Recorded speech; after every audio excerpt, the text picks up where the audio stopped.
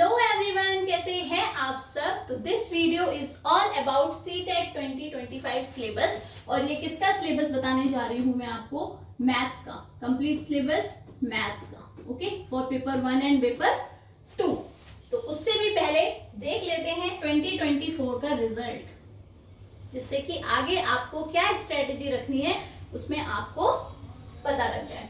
Then appeared जो student थे, appeared students कितने थे, ये थे आपके 5,72,000 पेपर 1 के लिए।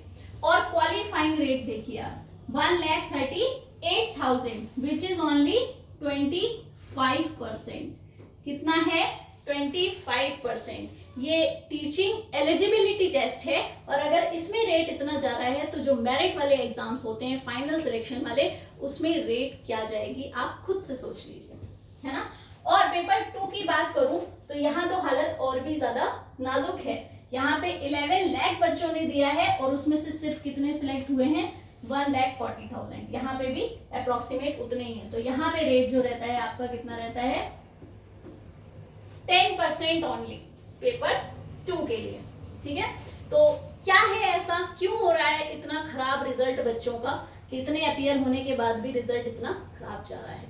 तो रीजन ये है कि आप हमेशा पढ़ाई करने बैठते हो तो आप बहुत सारी बुक्स, बहुत सारे नोट्स के साथ पढ़ाई करते हो, खुद की मेहनत आपकी रहती है बहुत कम और आप डिपेंड रहते हो सिर्फ टीचर्स पे, ठीक है, या फिर अदर बुक्स से, है ना। तो सोर्सेज रखने हैं, अच्छे टीचर से पढ़ना है और साथ ही साथ नोट्स खुद के तैयार करने हैं। ठीक है, आपके पास किसी भी टीचर के नोट्स हैं, इट्स गुड, बट आपको क्या करना है कि उसी नोट्स में से और ज्यादा शॉर्ट कंसाइज करके आपको अपने नोट्स तैयार करने हैं, जिससे कि आप लास्ट में एग्जाम से 1 मंथ पहले उसको इतने बार रिवाइज कर लो कि एग्जाम में आपको कुछ भी और सोचने की जरूरत ही ना पड़े कि मैं ये यहाँ से देख लूं, मैं ये यहाँ से देख लूं।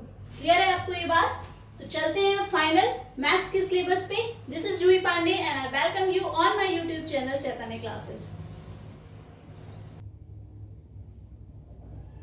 ओके, तो यहाँ पे है पेपर 1 का सिलेबस मैथ्स का और पेपर 1 होता है for 1st to 5th classes के लिए। इसको हम बोलते हैं प्राइमरी क्लासेस, है ना।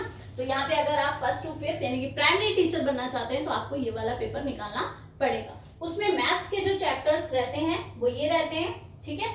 इसमें नंबर्स का मतलब हम समझेंगे क्या? नंबर सिस्टम से। क्या समझेंगे? नंबर सिस्टम से। यहाँ पे हिंदी में भी मैं लिख देती हूँ इसको, संख्याएं, संख्याएं, ओके। देन ज्योमेट्री, इसको बोलते हैं क्या? ज्यामिति।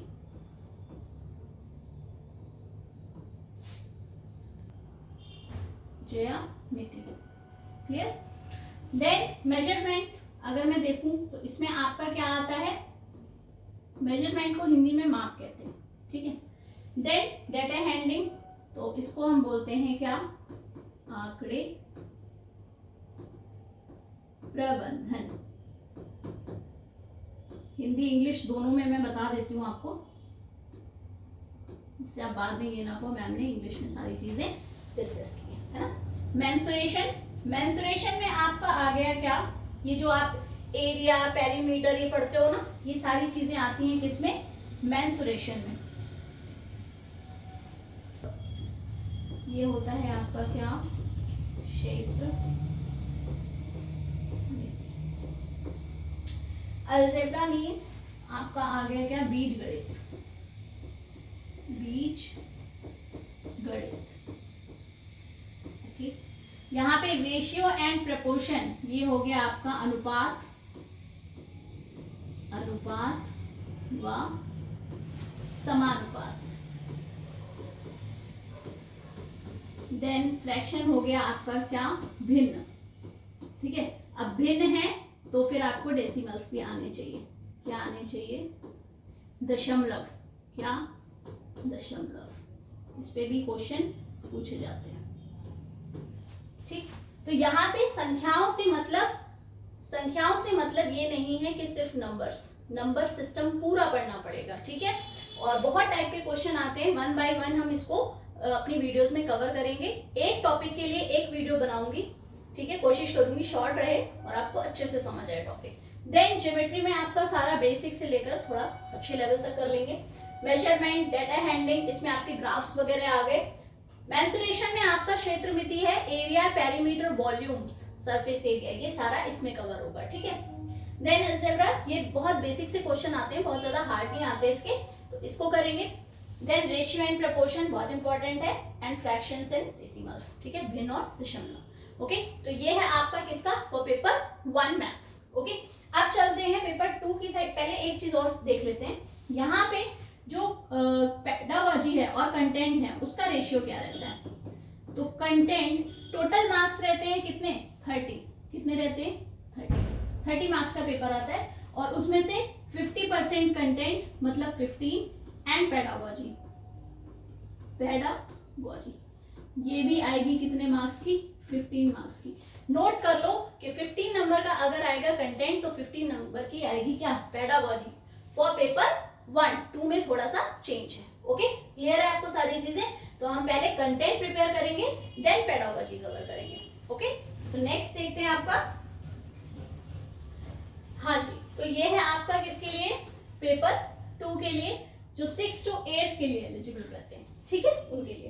तो यहाँ पे सेम है, नंबर सिस्टम आपका आ गया क्या, संख्याएं, ज्योमेट्री, ज्यामिति, बीजगणित, टाइम एंड वर्क, समय और कार्य, लिख देती हूं मैं यहाँ पे, समय व कार्य। यहाँ पे एक ये वाला आपको टॉपिक दिखा थोड़ा सा अलग सा।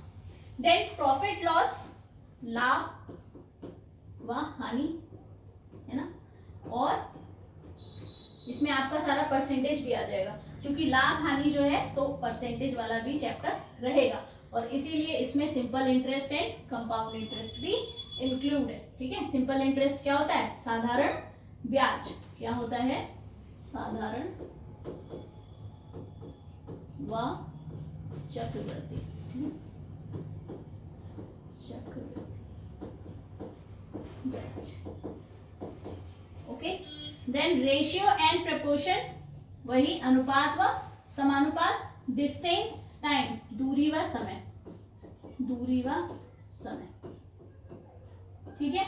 यहाँ पे भी 30 मार्क्स का आपका रहेगा, बट यहाँ पे जो रेशियो रहेगा वो 3:1। नॉट, एक मिनट रुको, ये हो गया आपका 20 मार्क्स, 2:1, रेशियो क्या रहेगा 2:1। 20 मार्क्स का आएगा आपका क्या, कंटेंट, इसको अच्छे से पढ़ना है ना, और 10 मार्क्स की आएगी क्या, पेडागोजी। इसमें थोड़ा सा डिफरेंस रहता है, 1st to 5th के बच्चों को टॉपिक कैसे इंट्रोड्यूस कराना है, एंड 6 to 8 जो थोड़े से बच्चे समझदार हो चुके हैं उनको टॉपिक कैसे इंट्रोड्यूस कराना है। तो पेडागोजी में भी थोड़ा सा डिफरेंस रहने वाला है। ओके, अब आपको आई होप सारा सिलेबस समझ आ गया होगा, 1 by 1 टॉपिक को कवर करेंगे। Okay, thank you, keep watching.